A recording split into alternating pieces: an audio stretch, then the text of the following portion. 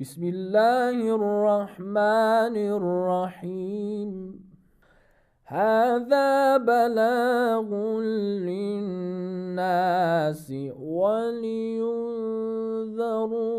bihi waliya'lamu annama huwa ilahun wahidun waliyadhakkar ulul albab. أعوذ بالله من الشيطان الرجيم. بسم الله الرحمن الرحيم.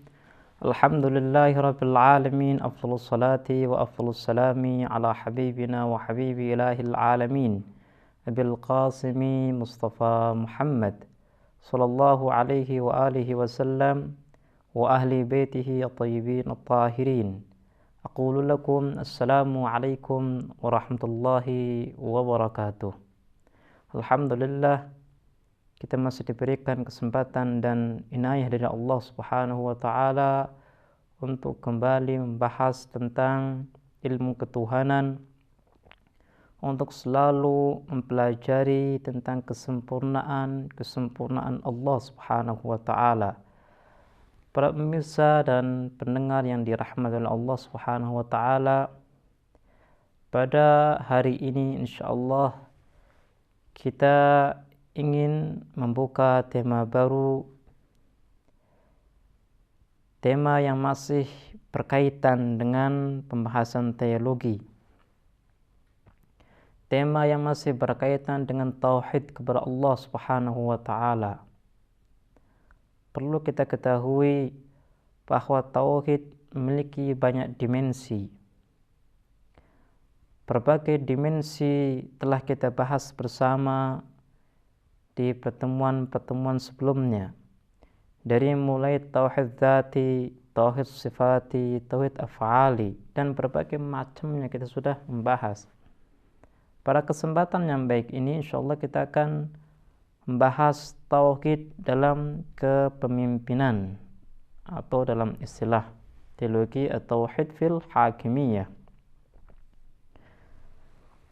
Setelah kita membahas tentang tauhid dalam perundang-undangan, maka sudah pasti muncul sebuah pertanyaan. Kalau kita meyakini bahwa Allah Subhanahu wa taala adalah satu-satunya zat yang memiliki wewenang dan mampu untuk menyusun undang-undang dan membuat undang-undang untuk manusia, maka pertanyaan yang kedua adalah, atau pertanyaan berikutnya, bagaimana Allah Subhanahu wa taala menerapkan undang-undang ini? Ini adalah satu pertanyaan yang sangat mendasar, sehingga perlulah kita membahas tentang tauhid dalam kepemimpinan. Satu undang-undang tidak akan bisa diterapkan kecuali memiliki pemimpin, karena pemimpin adalah dia yang akan menerapkan undang-undang di kehidupan manusia, dan pemimpin adalah dia yang akan mengawasi apakah manusia ini menjalankan undang-undang yang sudah ditetapkan atau tidak. Kalau kita melihat kehidupan kita, kehidupan masyarakat, maka kita memiliki banyak pemimpin. Dari pemimpin yang sekupnya itu kecil sampai pemimpin yang sekupnya besar seperti presiden. Sehingga dalam kehidupan masyarakat kita meyakini banyak pemimpin, bukan hanya satu pemimpin.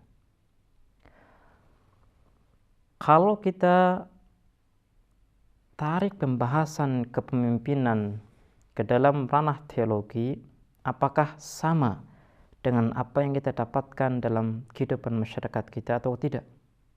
Atau dalam dunia teologi kita harus meyakini bahwa Allah Subhanahu wa taala adalah satu-satunya yang layak untuk memimpin hambanya, atau bagaimana? Ini adalah muqaddimah untuk bisa memasuki pembahasan tauhid dalam kepemimpinan atau at-tauhid fil hakimiyah. Kalau kita berbicara tentang tauhid dalam kepemimpinan, maka kita akan teringat satu tragedi,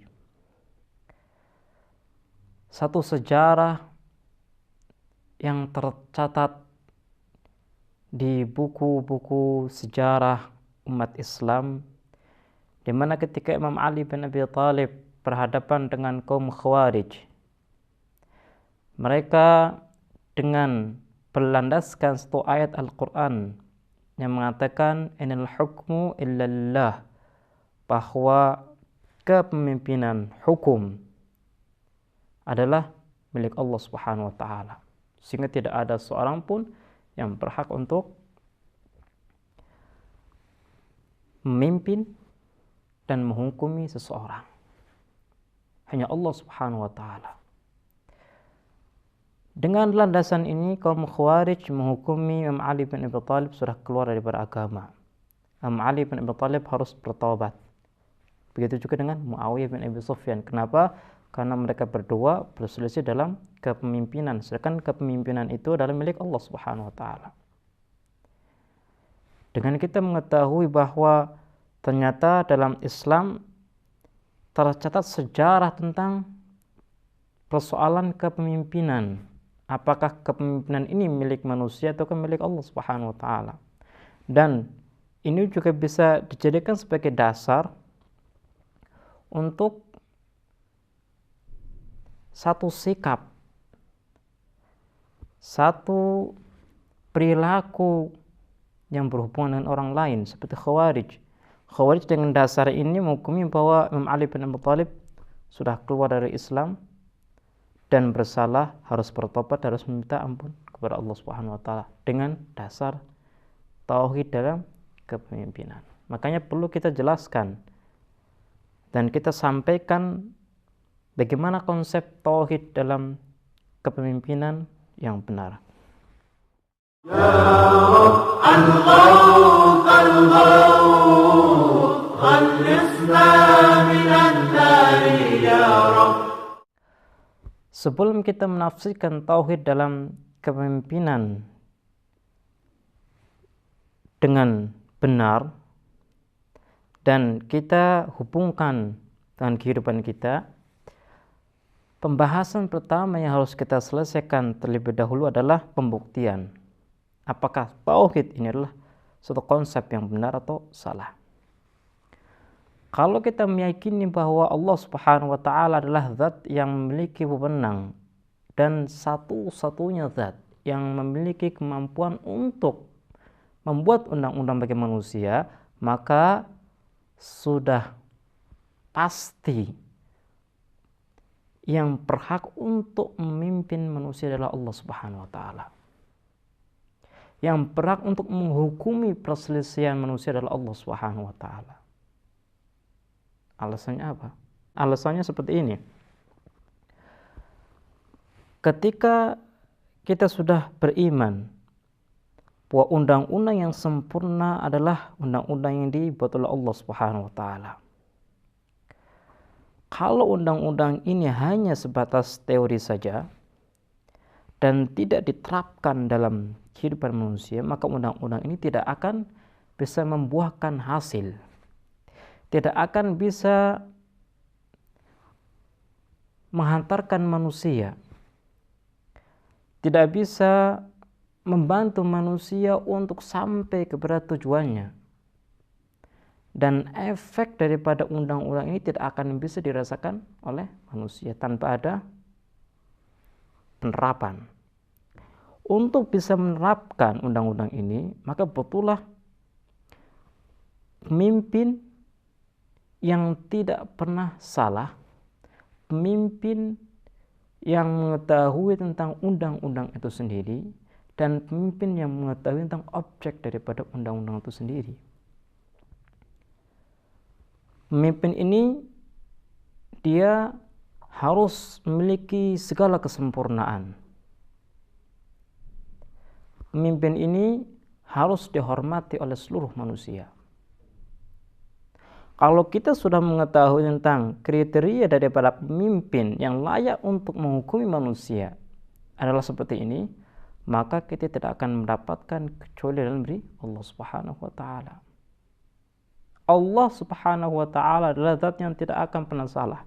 Zat yang mengetahui seluk-beluk manusia, zat yang mengetahui perundang-undangan yang benar bagaimana, dan dialah yang seharusnya memimpin manusia. Dengan kita mengetahui bahwa hanya Allah Subhanahu wa taala yang layak untuk memimpin manusia, maka kita tidak boleh mendudukkan seseorang sebagai pemimpin dan dia menghukumi kita. Kenapa? Karena dia seperti kita. Dia juga bisa salah. Kalau seandainya dalam menerapkan undang-undang kita mendapatkan kesalahan daripada pemimpin, maka masa depan kita, kebahagiaan kita, taruhannya kita tidak akan mendapatkan kebahagiaan yang kita inginkan. Kita sudah memiliki undang-undang yang benar, tapi kalau metode penerapannya itu salah, maka undang-undang ini tidak akan memberikan efek kepada kita. Makanya kita membutuhkan pemimpin yang benar-benar memimpin. Kalau kita melihat kepada manusia, manusia banyak salahnya. Boleh jadi manusia ini memiliki pengetahuan tentang undang-undang tersebut, tapi tidak menutup kemungkinan bahwa orang yang menjadi pemimpin dia tidak menerapkan undang-undang ini dengan baik. Ini yang pertama. Yang kedua, boleh jadi pemimpin ini menghalangi penerapan daripada undang-undang ini, undang-undang yang Allah turunkan. Kenapa? Karena yang namanya manusia itu memiliki dimensi syahwat, memiliki kekuatan hawa nafsu. Kekuatan hawa nafsu ini yang akan mencegah seseorang untuk bisa menegakkan kebenaran, untuk bisa menegakkan keadilan. Dan ini banyak kita dapatkan dalam masyarakat kita. Kita dapatkan seorang pemimpin, dia mengetahui dengan benar tentang undang-undang, tapi dia tidak menerapkan undang-undang ini dengan baik. Dia menerapkan undang-undang ini hanya kepada orang-orang yang tidak sejalan dengan dia, tapi bagi orang-orang yang dekat dengan dia tidak boleh dijalankan. Contohnya, kalau orang itu berbuat salah harus dihukum sekian. Ini adalah undang-undangnya. Ketika orang yang lemah, masyarakat awam melakukan satu kesalahan dan tidak sesuai dengan undang-undang, maka orang ini langsung dijebloskan kepada penjara. Padahal kalau kita lihat ke kasus-kasus yang lain, ada yang lebih besar lagi. Kalau satu orang ini dari masyarakat kecil cuma mencuri sendal atau mencuri minuman, boleh jadi dia dikebukin, dipukulin. Tapi coba kita lihat orang-orang yang mengambil hak masyarakat jutaan, banyak bahkan miliaran, tapi dia tidak dihukum. Kenapa? Karena persoalan kita dalam penerapan undang-undang. Jadi tidak cukup kita memiliki undang-undang yang benar untuk bisa mendapatkan kehidupan yang layak, tidak cukup. Terlebih lagi ketika kita membahas undang-undang, kita membahas tentang nasib daripada manusia. Kalau yang disalahgunakan itu dimensi materi mungkin tidak terlalu besar dibandingkan dengan dimensi maknawi, karena hakikat sesuatu, hakikat yang ingin dicapai oleh manusia adalah hakikat maknawi. Keberhasilan seseorang itu tergantung dengan nilai daripada kemaknawian yang ia miliki. Kalau ma'nawinya bobrok, maka semuanya akan bobrok. Tapi kalau materinya bobrok, tapi ma'nawinya itu tidak bobrok, bahkan tinggi, bahkan berharga, bernilai, maka dialah manusia yang berhasil. Makanya para pemirsa, karena kita mengetahui urgensitas peran dari seorang pemimpin dan dia harus menjalankan undang-undang yang benar dengan metode yang benar dan tepat, maka tidak ada seseorang dari manusia yang mampu untuk menjalankan undang-undang ini.